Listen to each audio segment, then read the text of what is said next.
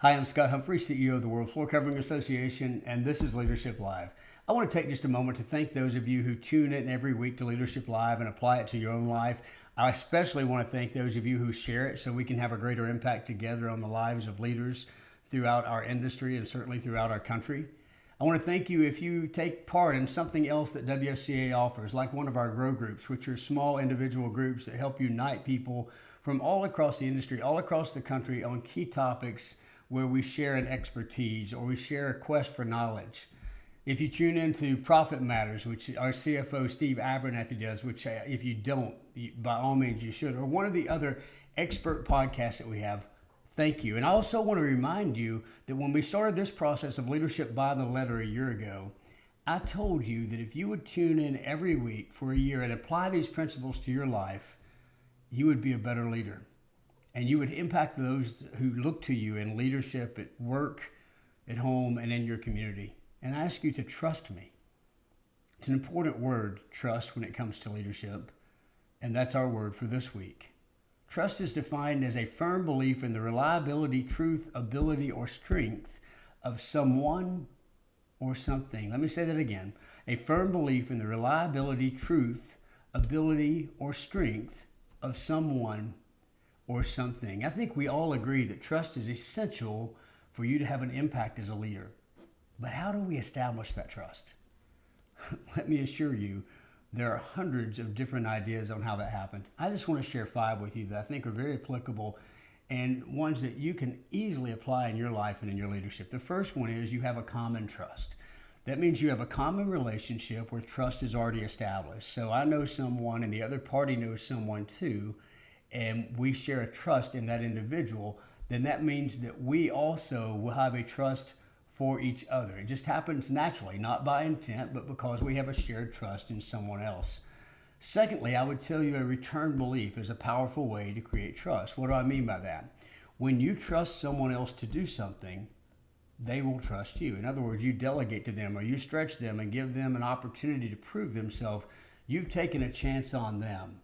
Then they're willing to take a chance on you and trust you, even if you have not yet proven that trust. The third thing I would tell you is knowledge is a great way to establish trust. Maybe not the best, but a great way. It means that you have great expertise or knowledge in something, even if you don't yet have the experience, which we'll discuss in a moment. The knowledge alone will get people to trust you to a certain level. I heard a businessman tell a story of being on an airplane, and he said it was one of the worst flights he had ever been on. He said not long after they had taken off, the turbulence was already terrible, and he noticed people all around kind of hunkering down and grabbing onto the armrest, and they were very concerned. He said before long it was so bad that even he was concerned and wondering if they were going to make it through. But in the midst of that, he looked over and saw a little girl next to him, and he said she was as calm as she could be. She was just coloring and hanging out and playing with her dolls. And he was amazed by that. And he said when they finally landed, he noticed that the girl on the other side of the aisle did not get off. She waited around. So he waited around too because he wanted to ask her a question. When everybody else was off the plane, he turned to her and he said, "Can I ask you something?" She said, "Sure, mister." He said, "How were you so calm? Everybody around you was panicking because the flight had so much turbulence." And she looked at him and she said, "Because the pilot's my dad and he's taking me home."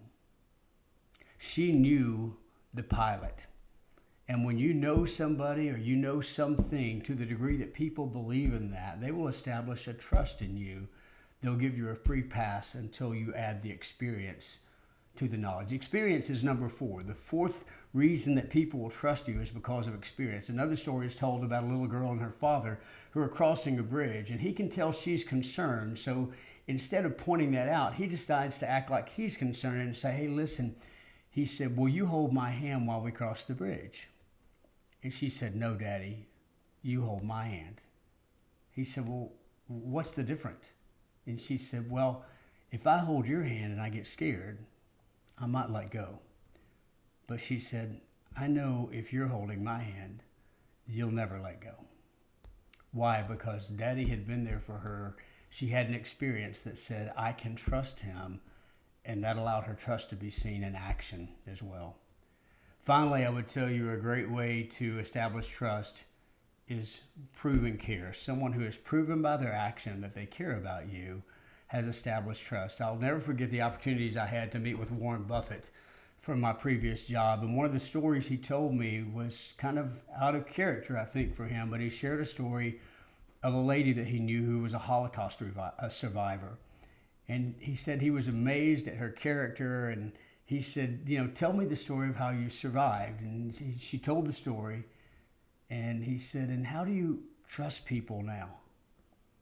And so she said, well, I was a Holocaust survivor because a family nearby, when I came home from school, knew that they had already taken my parents and everyone else around me, and they took me in and they hid me. They hid me for a long time until it was safe for me to get out of Germany. And he said, well, how does that help you with establishing trust? She said, when I meet people, the first question I always ask myself is, would they hide me? She said, if I'm convinced they would hide me, I let them in. And if I'm not convinced, I just keep them at a casual relationship level. It's a great way to determine who you will trust. Would they hide me? It's my hope that you as a leader would hide all those who are under your care. Not just at work, at home, in your churches and your communities, because trust is essential as a leader.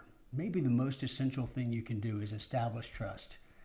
And you can do that by having common relationships, returning belief in somebody, gaining knowledge on a topic, having experience in a relationship, or proving that you care. But no matter how you do it, establish trust and go out there and lead.